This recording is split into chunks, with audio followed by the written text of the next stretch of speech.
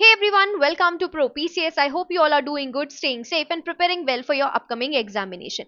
तो आज का ये वीडियो आपके लिए बहुत इंपॉर्टेंट होने वाला है if you are someone who is looking for assistant professor job vacancies. ठीक है, तो अगर आप असिस्टेंट प्रोफेसर बनने की ख्वाहिश रखते हैं और असिस्टेंट प्रोफेसर वैकेंसीज जो है उनके लिए प्रिपेयर भी कर रहे हैं, right, and you want to grab one opportunity as well, so this video is going to be very very helpful for you. तो सावित्री बाई फुले यूनिवर्सिटी पुणे में अभी अभी रिक्रूटमेंट जो है वो रिलीज किया गया है। So this is the official website of Savitribai Phule Pune university, www.unipune.ac.in। Okay, alright. तो जैसे ही आप इस ऑफिशियल वेबसाइट पे जाएंगे and as soon as you scroll down तो आपको यहाँ पे रिक्रूटमेंट दिख रहा होगा, right. We just need to click on the recruitment. ठीक है, तो जैसे ही आप रिक्रूटमेंट में क्लिक करते हैं, it will take you to this particular page, right. So it says welcome to the online application for employment, right. और यहाँ पर आपको दिख रहा होगा एडवर्टीजमेंट डिटेल्स, राइट। सो आप देख रहे हैं कि एडमिनिस्ट्रेशन नॉन टीचिंग एडवर्टीजमेंट के लिए आपको एक ऑप्शन दिख रहा है एंड एडमिनिस्ट्रेशन टीचिंग एडवर्टीजमेंट के लिए आपको एक दूसरा ऑप्शन दिख रहा है।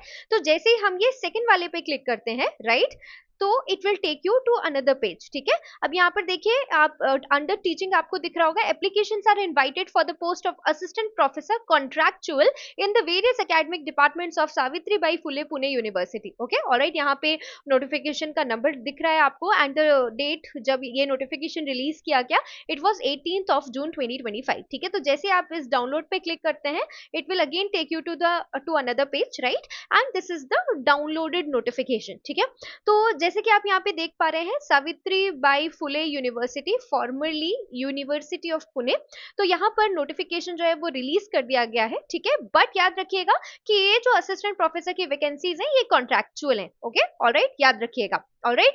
एंड ये जो वैकेंसीज हैं, मतलब यहाँ से जो रिक्रूटमेंट होगा वो होगा टिल 31 मई 2026। ओके, मतलब अगर आप ये पोजीशन जो है आपको मिल जाती है तो आपका जो टेन्योर रहेगा it will be up to 31 May 2026। Okay, alright. तो चलिए आगे बढ़ते हैं। अगर हम एप्लीकेशन फॉर्म के बारे में बात करें, so period of application form is 18/6/2025 to 27/6/2025। Okay, alright, मतलब 27 जून तक आप इसके लिए अप्लाई कर सकते हैं। ठीक है, पोस्ट का नाम अगर आप देखेंगे तो it is assistant professor contractual. Okay, and the tenure of the post is 31 May 2026। एंड अगर आप पे स्केल के बारे में बात करेंगे तो इट इज 40,000। ओके, और 40,000 पर मंथ मिलेगा आपको।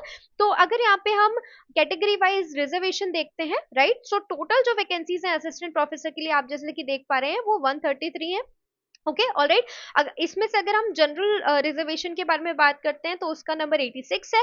वुमेन्स रिजर्वेशन के बारे में बात करते हैं तो 41 सीट जो है वो वुमेन्स के लिए रिजर्व्ड है। और अगर हम स्पोर्ट्स कोटा के बारे में बात करते हैं तो 6 पोस्ट जो है वो स्पोर्ट्स पर्सन के लिए रिजर्व्ड है, याद रखिएगा। Okay, alright. इसके साथ साथ 5 post are reserve for handicapped person and 1 post are reserve for orphans. Okay, alright, तो ये चीज भी आपको ध्यान में रखनी है। ठीक है, ऑलराइट। ये असिस्टेंट प्रोफेसर वैकेंसी का नोटिफिकेशन है, कहाँ का, Savitribai Phule university. Okay, but याद रखिए this is a contractual post. ठीक है, ऑलराइट। चलिए आगे बढ़ते हैं।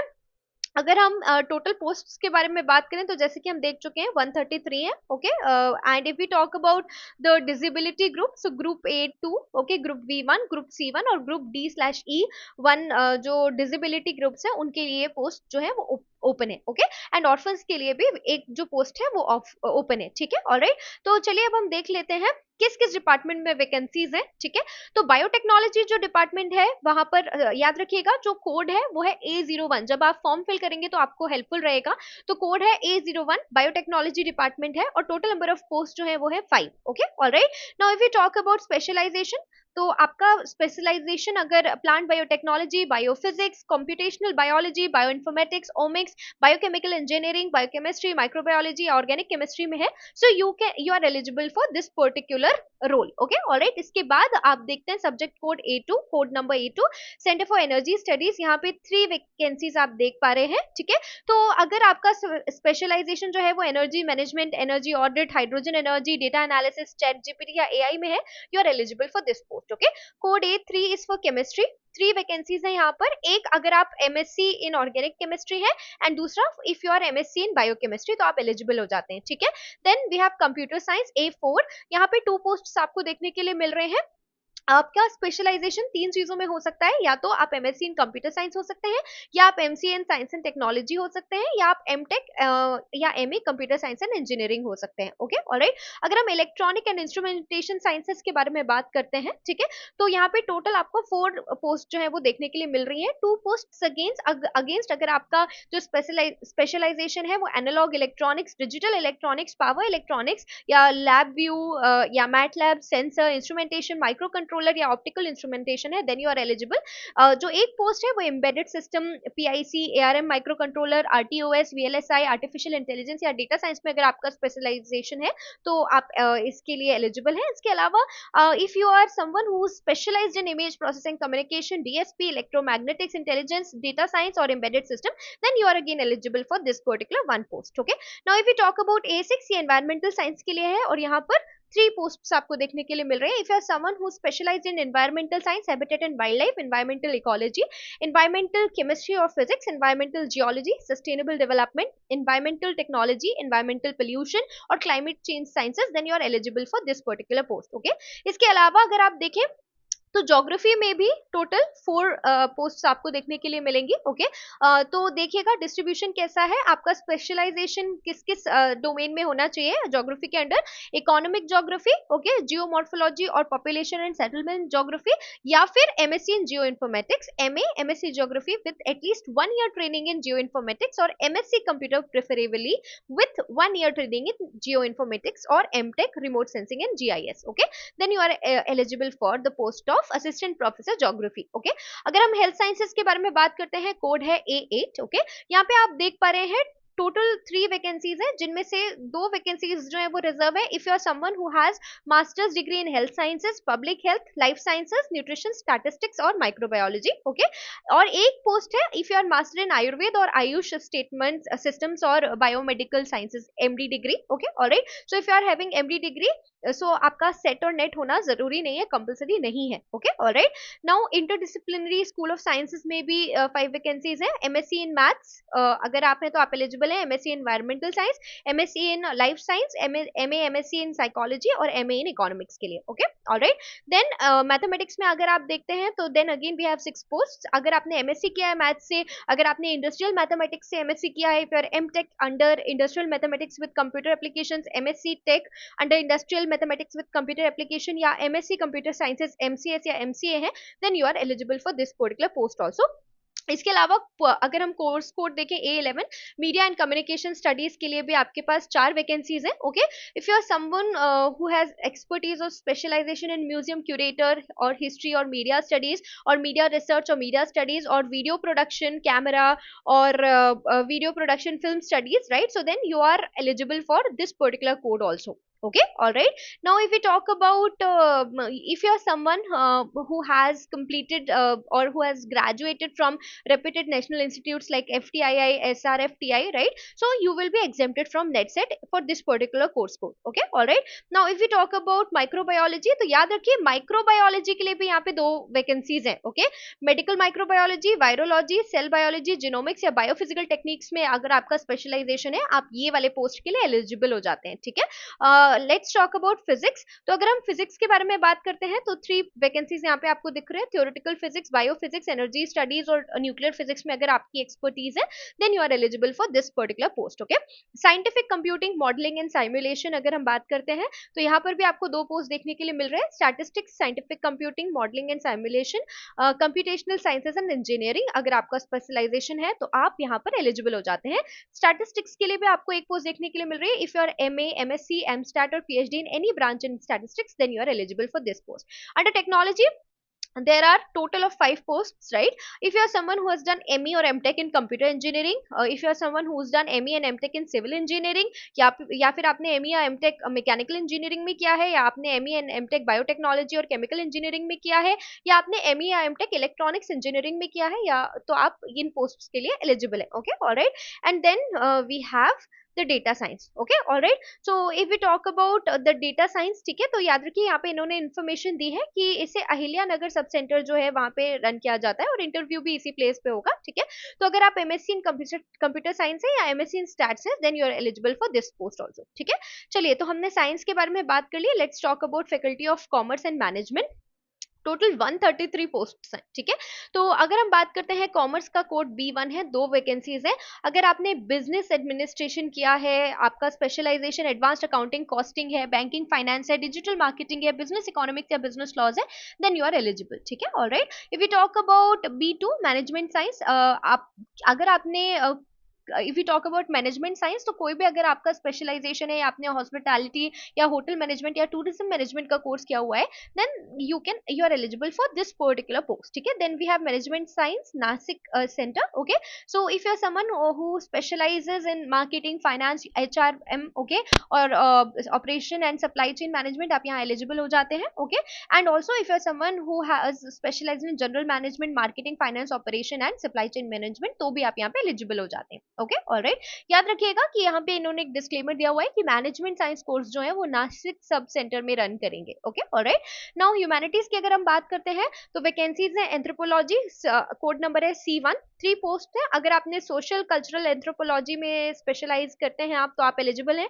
अगर आप बायोलॉजिकल एंथ्रोपोलॉजी में स्पेशलाइज्ड हैं तो आप एलिजिबल हैं इस पर्टिकुलर पोस्ट के लिए, जहाँ पे टोटल 3 वैकेंसीज हैं, okay. C2 is defence and strategies study, okay. यहाँ पे 3 पोस्ट हैं। अगर आपने डिफेंस एंड स्ट्रेटेजिक स्टडीज पे स्पेशलाइजेशन किया है, then you are eligible. And then if you talk about another code that is C3, so ये डॉक्टर बाबा Saheb Ambedkar studies इनका एक कैंपेन है, उसके लिए है, राइट। 2 वैकेंसीज है। अगर आपने defence and struggle strategic studies और नेशनल सिक्योरिटी स्टडीज में आपका स्पेशलाइजेशन है, आप यहाँ पे एलिजिबल हो जाते हैं। इकोनॉमिक्स के लिए एक पोस्ट है, राइट। मैथमेटिकल इकोनॉमिक्स, इकोनोमेट्रिक्स और स्टैटिस्टिक्स रिलेटेड टू इकोनॉमिक्स में अगर आप स्पेशलाइज्ड हैं, देन यू आर एलिजिबल, ठीक है। आप देख सकते हैं इंग्लिश के लिए भी 3 पोस्ट हैं, ठीक है। तो English literature, early moderns, comparative literature, cultural studies, LGBT studies, digital humanities, narratology etcetera में अगर आप स्पेशलाइज्ड हैं, then you are eligible, okay. Foreign languages के लिए भी 3 पोस्ट है, आप देख सकते हैं। जर्मन, फ्रेंच और स्पेनिश के लिए एक एक है, ठीक है। हिंदी के लिए भी एक पोस्ट है, आपको अनुवाद, हिंदी कंप्यूटिंग और प्रयोजन मूलक हिंदी अगर आपका स्पेशलाइजेशन है, you are eligible.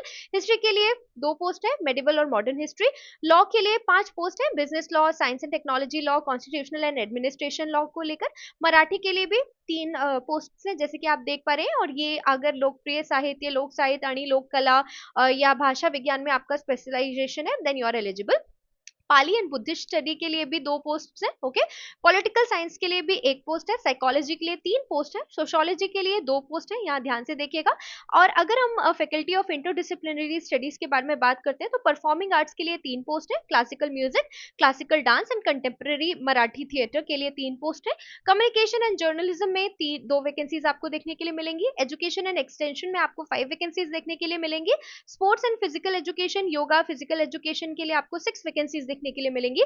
Skill development centre के लिए आप अगर आपने MBA या MCOM किया है, या आपने BVOC मैन्युफैक्चरिंग टेक्नोलॉजी में किया है, या आपने रिन्यूएबल एनर्जी में किया है, या BVOC IT या ITES किया है, then you are eligible for skill development centre also, ठीक है। अगर हम school of open and distance learning के बारे में बात करते हैं, तो यहाँ पे भी 8 वैकेंसीज है। लैंग्वेज के लिए social science, commerce, management science, education, student service और एजुकेशन टेक्नोलॉजी के लिए, ओके। ऑलराइट, सो टोटल हो जाते हैं आपके 133 पोस्ट। एक और पोस्ट जो हमको बात करनी जरूरी है, कॉम्पिटिटिव एग्जाम सेंटर जो है उसके लिए भी वैकेंसी है, 4 पोस्ट है, political science, history, sociology and economics के लिए, ओके। ऑलराइट, तो चलिए आगे बढ़ते हैं और यहाँ पर मिनिमम क्वालिफिकेशन जो है वो पढ़ लेते हैं, क्योंकि वो हमारे लिए बहुत ज्यादा जरूरी है, ठीक है। Number 1, masters degree with 55% marks और an equivalent grade in a point scale wherever the grading system is followed in a concerned relevant elite subject from an Indian university or an equivalent degree from an accredited foreign university, okay.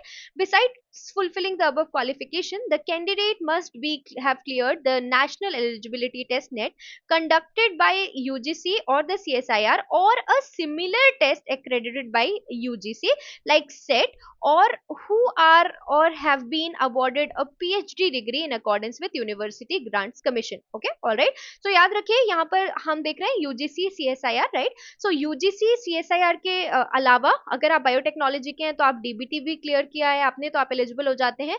ICAR net आपने clear किया है तो भी आप एलिजिबल हो सकता है, because it's a similar examination, okay.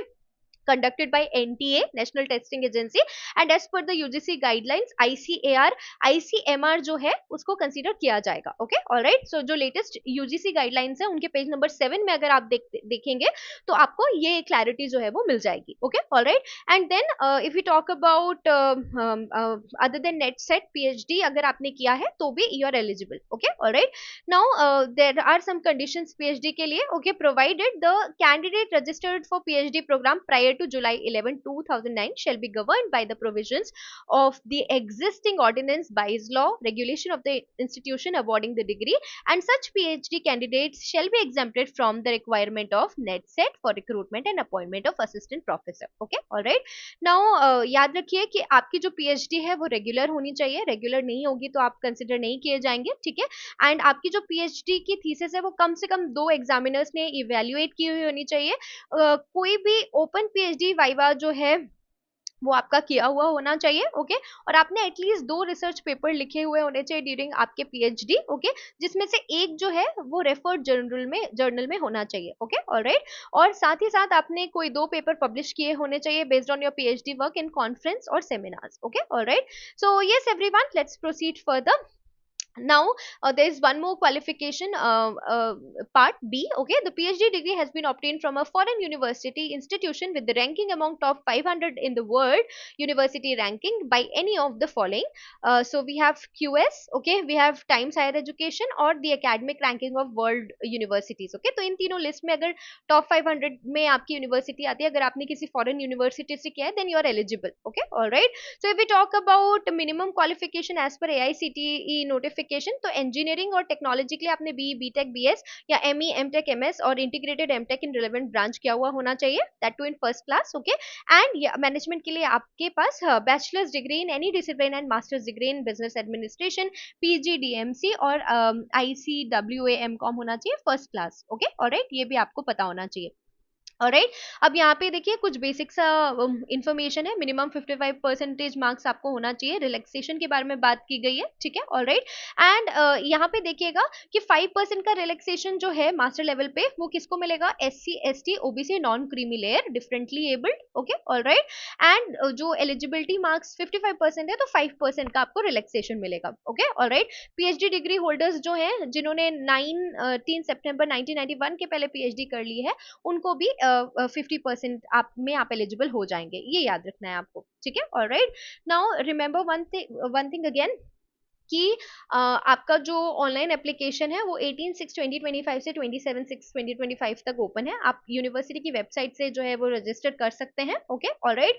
अभी देखिए क्या, जैसे ही अगर आप सिलेक्ट कर लिए जाते हैं या आपको इंटरव्यू का कॉल आता है तो आपके पास ऑनलाइन जो एप्लीकेशन फॉर्म है उसका प्रिंट आउट होना चाहिए. आपके पास कंप्लीट बायोडेटा होना चाहिए. Birth, date of birth support document होने चाहिए.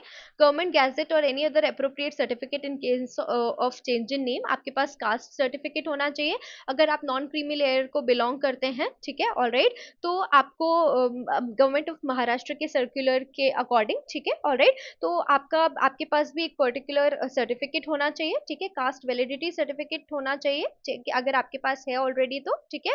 नाउ एक और यहाँ पे फैक्ट है, reservation for SCBC is applicable as per government resolution. Okay, and if we talk about for the post reserved for the person with disability certificates issued by authorized medical expert of the government hospital in district concern, ये भी आपके पास होना चाहिए अगर आपको disability है. Okay, तो अगर हम बात करते हैं ये पर्टिकुलर नोटिफिकेशन की. ठीक है, तो इस नोटिफिकेशन में हमको डिटेल्ड जो वैकेंसीज है वो आपको देखने के लिए मिल रही है. 18 जून को ये जो नोटिफिकेशन है उसको रिलीज किया गया है. लास्ट डेट जो है वो 27 जून है. असिस्टेंट प्रोफेसर कॉन्ट्रेक्चुअल पोस्ट है. ठीक है, एंड आपका जो पे स्केल होने वाला है वो 40,000 है. तो अच्छी वैकेंसीज है, right. 133 is a good number. ठीक है, alright. So if you have the qualification, अगर आपके पास एक्सपर्टीज है, स्पेशलाइजेशन है, सो गो एंड अप्लाई. ठीक है, ऑलराइट. तो आप कैसे कर सकते हैं यहाँ देखिए, अगर आप देख रहे हैं तो हमको यहाँ पर जैसे आप यहाँ पे क्लिक करेंगे ना एडवर्टीजमेंट डिटेल्स में, राइट, आपको नीचे सारी इंफॉर्मेशन मिल जाएगी, और जैसे आप इंफॉर्मेशन को पढ़ लेंगे you can go ahead for application. Okay, alright, so I believe this video will be helpful for you if you are someone who is looking for assistant professor jobs, ठीक है। सो ये एक बहुत अच्छी अपॉर्चुनिटी आपके लिए हो सकती है। Okay, so till the next time we meet, stay connected, keep growing, keep hustling, and thank you for watching.